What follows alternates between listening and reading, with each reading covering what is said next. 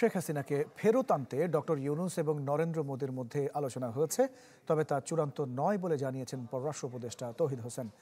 তার দাবি, প্রধান উপদেষ্টার চীন এবং থাইল্যান্ড সফর ফলপ্রসূ হয়েছে। আরও জানিয়েছেন, চলতি মাসেই ঢাকা সফরে আসবেন পাকিস্তানের পররাষ্ট্রমন্ত্রী।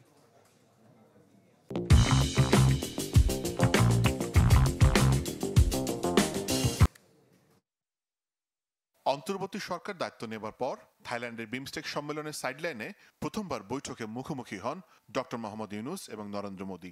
স্বাভাবিকভাবেই আলোচনায় উঠে আসে গণ অভ্যুত্থানে পলাতক শেখ হাসিনাকে ফিরিয়ে আনার বিষয়টি।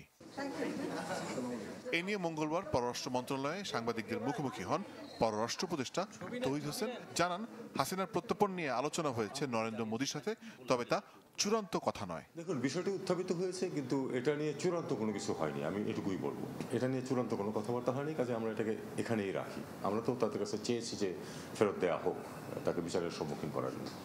জানান, উভয় দেশের সরকার প্রধান অস্বস্তি কাটিয়ে সম্পর্ক এগিয়ে নিয়ে যাওয়ার বিষয়ে একমত। এক প্রশ্নের জবাবে বলেন, তিস্তা প্রকল্পে দুই দেশের সাথেই কাজের সুযোগ থাকছে। ঝট করে আমরা কোনো কিছু প্রত্যাশা করছি না যে কালকেই কেউ এসে তিস্তা সমস্যার সব সমাধান করে দেবে। ওপেন থাকা যেটাকে বলে, আমরা ওপেন আছি।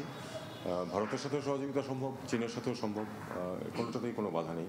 আমরা দেখব যে কোন দিকে, কোন প্রজেক্টে কোন দিক থেকে সহায়তা নিলে আমাদের জন্য সুবিধা হবে, এবং সেই অনুযায়ী ওয়াটার রিসোর্স মিনিস্ট্রি তাদের কার্যকলাপ করবে।